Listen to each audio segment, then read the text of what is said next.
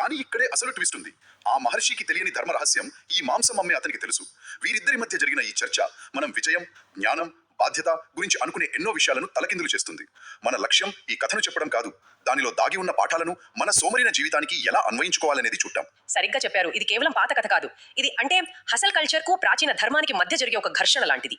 కౌశికుడు ఆ కాలపు ultimate grinder. ఒకే లక్ష్యం, జ్ఞానం. దానికోసం అన్ని త్యాగం చేశాడు. కుటుంబాన్ని, బంధాలని, అన్నింటినీ. అవును. ధర్మవ్యాధుడు దీనికి పూర్తి వ్యతిరేకం. అతను ఇంటిగ్రేటెడ్ ఎక్సలెన్స్ కు ఒక ఉదాహరణ. తన పనిలో మాస్టర్, కుటుంబంలో ఒక ఆధార స్తంభం, అదే సమయంలో ఒక గొప్ప జ్ఞాని. ఈ రోజు మనం తెలుసుకోబోయే అసలు విషయం ఏంటంటే, జీవితంలోని భాగాలను వేరు చేసి బ్రతకటం వైఫల్యానికి దారితీస్తుందా, లేక నిజమైన జ్ఞానానికి దారి అదేనా? Okay, let's unpack this. మనం నేరుగా కథలోని అత్యంత నాటకీయమైన ఘట్టంతో మొదలు పెడదాం. ఒక మాంసం వ్యాపారి ఒక గొప్ప మహర్షికి క్లాస్ పీకుతున్నాడు. ఇది ఎలా జరిగింది? ఈ సీన్ వెనుక ఉన్న పవర్ అర్థం కావాలంటే ముందు మనం కౌశికుడు జ్ఞానం అంటే ఏమనుకున్నాడో చూడాలి. అతను ఒక పతివ్రత సలహా మీద ధర్మవ్యాధుని కలవడానికి వస్తాడు. బహుశా ఏదో మహానుభావుడని ఊహించుకొని ఉంటాడు. కానీ అక్కడ చూస్తే ఒక మాంసం దుకాణం. కస్టమర్లతో బిజీగా ఉన్న ఒక సాధారణ వ్యక్తి. కౌశికుడికి మొదటి షాక్ అక్కడే తగిలి ఉంటుంది. ఖచ్చితంగా. అతని ప్రపంచం, అతని నమ్మకాలు అన్ని వేరు. అతని దృష్టిలో జ్ఞానం అంటే పుస్తకాలు, మంత్రాలు, యజ్ఞాలు. అవును. కానీ ధర్మవ్యాధుడు అతన్ని చూడగానే, మీరు వచ్చిన పని తెలుసు, మా ఇంటికి పదండి అంటాడు. అతను అక్కడే దుకాణంలో నిలబెట్టి ఉపన్యాసం ఇవ్వలేదు. నా జ్ఞానానికి ఆధారం ఇదిగో చూపిస్తాన్రా అని ఆచరణను చూపించడానికి తీసుకువెళ్తాడు. ఇది మాటల కన్నా చేతలు ఎంత శక్తివంతమైనవో చెప్పే మొదటి సూచన. మన కార్పొరేట్ ప్రపంచంలో చెప్పే షో డోంట్ టెల్ అనే కాన్సెప్ట్ కు ఇది పర్ఫెక్ట్ ఉదాహరణ. ఇంటికి తీసుకువెళ్ళాక అక్కడ కనిపించే దృశ్యం అది ఇంకా ఆశ్చర్యపరుస్తుంది. ధర్మవ్యాధుడు కౌశికుడిని లోపలికి తీసుకెళ్తాడు. అక్కడ అతని తల్లిదండ్రులు ఉంటారు. సోర్సెస్ చెప్తున్న దాని ప్రకారం ఆ ఇల్లు సుగంధాలతో నిండి ఉంది. వాళ్ళు మంచి బట్టలు వేసుకుని ఇష్టమైన ఆహారం తింటూ సంతోషంగా ఉన్నారు. అవును, ఇక్కడ వాళ్ళని ఏదో బలవంతంగా సేవ చేస్తున్నట్టు లేదు. వాళ్ళ ముఖాల్లో ఆనందం, తృప్తి కనిపిస్తున్నాయి. ఈ చిన్న డీటెయిల్స్ చాలా ముఖ్యం.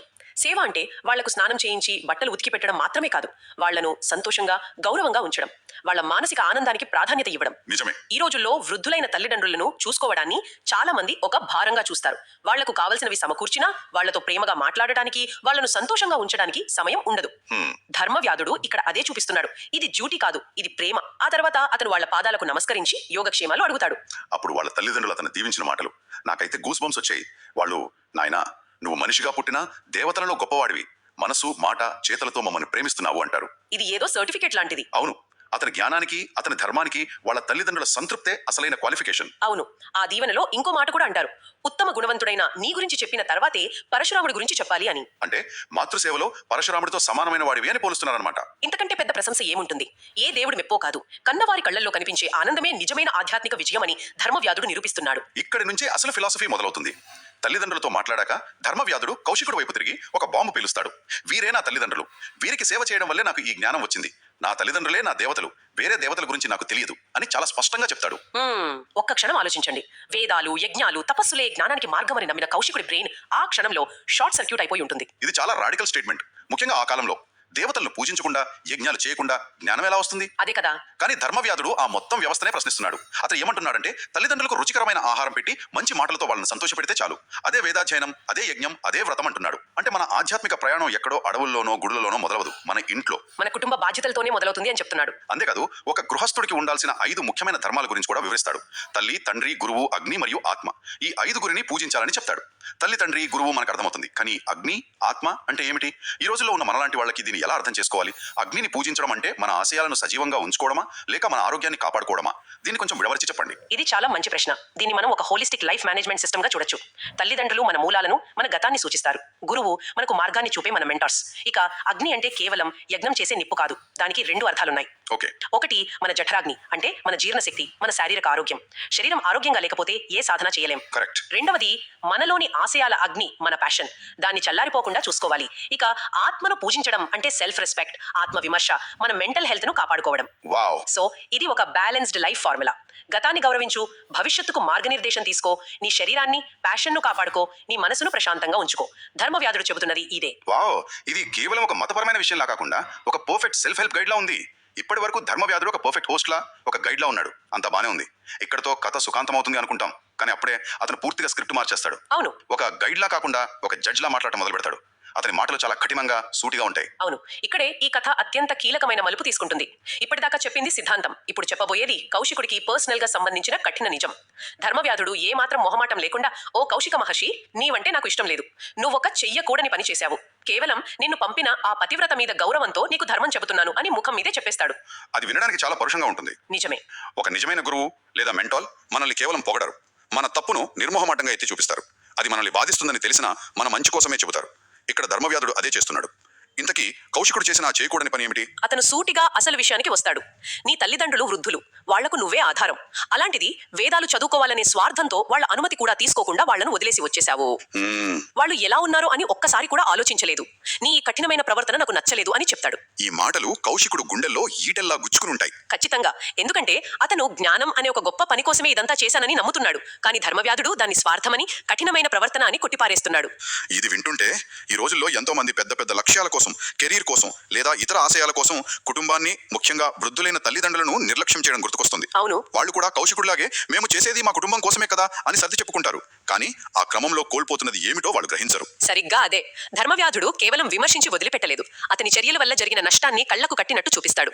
నువ్వు వెళ్లిపోయిన మరుక్షణం నీ తల్లిదండ్రులు నీ కోసం ఏడ్చి ఏడ్చి గుండెలు పగిలి అంధులైపోయారు అంటాడు. My God. ఇది ఒక ఆరోపణ కాదు, తన జ్ఞాన దృష్టితో చూసిన సత్యం. ఒక్కసారి ఊహించుకోండి, కౌశికుడి పరిస్థితి. తను సంపాదించిన తపశ్శక్తి తన కన్నవాళ్ల కంటి చూపును బలి తీసుకుందని తెలిసినప్పుడు ఎంత నరకం అనుభవించి ఉంటాడు. That's a real gut punch. అది విన్నాక ఎవరికైనా మనం చేస్తున్న పని యొక్క అసలు విలువ ఏమిటి అనిపిస్తుంది. ఆ తర్వాత ధర్మవ్యాధుడు చెప్పిన వాక్యం అదొక యూనివర్సల్ ట్రూత్ లాంటిది. నువ్వు ఎంత పెద్ద చదువులు చదివినా, ఎన్ని పుణ్యకార్యాలు చేసినా కన్నవాళ్ళని చూసుకోకపోతే అదంతా వేస్ట్. కాబట్టి వెంటనే తిరిగి వెళ్ళు, వాళ్లకు సేవ చెయ్యి, నీకు మంచి జరుగుతుంది అని చెప్తాడు. ఇది ఒకేసారి హెచ్చరిక, సలహా, ఆశీర్వాదం కూడా. దీని వెనుకున్న అసలు సందేశం ఏమిటంటే, మన ధర్మానికి పునాది మన కుటుంబం, మన మూలాలు. ఆ పునాది లేకుండా మనం ఎంత పెద్ద జ్ఞానసౌధాన్ని కట్టినా అది ఎప్పుడో ఒకప్పుడు కూలిపోతుంది. నిజమే. ఏ తపస్సు, ఏ డిగ్రీ కూడా ఈ ప్రాథమిక ధర్మాన్ని భర్తీ చేయలేదు. నువ్వు ప్రపంచాన్ని గెలవాలనుకోవచ్చు, కానీ మొదట నీ ఇంట్లో నీ కర్తవ్యాన్ని నెరవేర్చు. లేకపోతే నీ విజయానికి అర్థమే ఉండదు.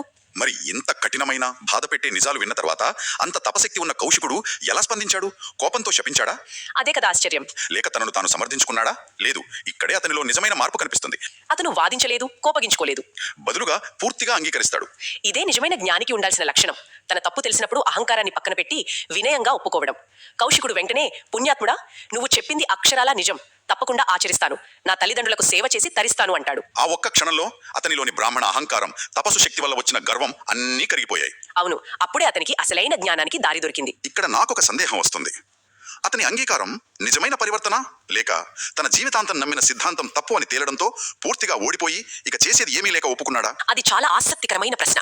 బహుశా రెండూ కావచ్చు. కొన్నిసార్లు మన అహంకారం పగిలిపోయినప్పుడే మనం కొత్త విషయాలు నేర్చుకోవడానికి సిద్ధంగా ఉంటాం. అతని జీవితాంతం పడిన కష్టం, అతని త్యాగం అంతా ఒక తప్పుడు మార్గంలో జరిగిందని తెలిసినప్పుడు అది చాలా షాకింగ్ గా ఉంటుంది. ఆ షాక్ లోంచి వచ్చిన వినయమే అతన్ని సరైన మార్గంలో పెట్టింది. అతను కేవలం పశ్చాత్తాపంతో ఆగకుండా ధర్మవ్యాధుడికి కృతజ్ఞతలు కూడా చెబుతాడు. నీతో స్నేహం నా అదృష్టం, నా మనస్సు సంతోషంతో నిండిపోయింది అంటాడు. అవును. చివరిగా కౌశికుడు చెప్పిన మాటలు ఈ మొత్తం సంభాషణకు ఒక ముగింపులా ఉంటాయి. భూమిపై 10,000 మందిలో ఒక్కరైనా ధర్మాన్ని ఆచరిస్తారో లేదో సందేహమే. కానీ నీలాగా ధర్మాన్ని ప్రమాణంగా తీసుకుని దాన్ని ప్రయత్నపూర్వకంగా ఆచరించే వాళ్ళు ఎవరూ ఉండరు అంటాడు. అంటే ధర్మం గురించి తెలుసుకోవడం వేరు, దాన్ని జీవించడం వేరు అనే సత్యాన్ని ఒప్పుకుంటున్నాడు. ఎగ్జాక్ట్లీ. చాలా మందికి థియరీ తెలుసు, కానీ ప్రాక్టికల్స్ దగ్గర ఫెయిల్ అవుతారు. ధర్మవ్యాధుడి జీవితమే అతని సందేశం.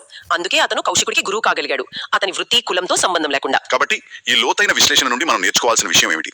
నిజమైన జ్ఞానం, నిజమైన విజయం ఎక్కడో దూరంగా పెద్ద పెద్ద లక్ష్యాలలో లేదు.